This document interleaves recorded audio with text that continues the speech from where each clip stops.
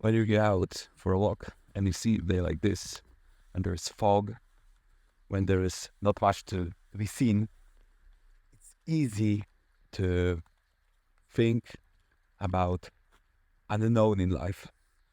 So whenever we want to change something in life, big or small, we typically need to jump into the sea of the unknown. And we, as humans, typically, of course, because there are exceptions, we do not like unknown. It's uncomfortable. We like known things. Known means security for our mind. But at the same time, our mind seeks security because of the ego.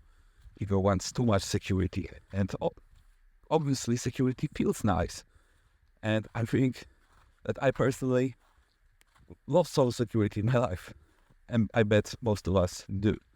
But at the same time, we need to be able to let go of a bit of security at times in order to leap into unknown and try new things. And there's many mechanisms that start to typically trigger in ourselves when we try to do that. So, for example, we might fear that we'll be judged by others. So we will not go to the gym because somebody might judge you how is your performance going, and maybe you will feel that someone will think that, hey, this guy probably didn't go to the gym for a while, whatever.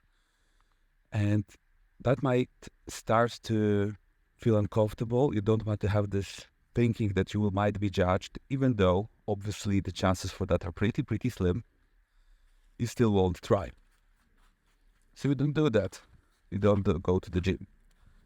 That's one of the few factors of the unknown. The other factor might be that you will not be able to perform to the standard that you think you should. So again, you basically choose to not start because you do not believe in yourself that you can learn enough, that you can find the proper ways that will allow you to do what you need to do when you need to do it. You might just don't want to have this uncomfortable feeling of not knowing. So when we do the repeated stuff, the secure stuff, we are kind of in a secure version of life where we feel secure. We know what's typically going to happen. Obviously, you never know what's going to happen. You kind of know what's going to be the routine of the day. And that makes you feel secure. So you don't want to let go of that. And what you do is that you hold on to that security. And this mist is a perfect metaphor for that. You won't go into the woods because you don't see enough. You won't jump into the unknown of the walk because you don't know the path. But you can. And actually, it's often the road through the mist that leads to the field of clarity. But you first need to open up and actually go through the mist. And that requires courage. That's why any change, any field of unknown will require some type of courage. And you need to start getting used to that feeling of uncomfortableness and going back and forth, because you can appreciate security so much more if you jump once in a while into the field of unknown.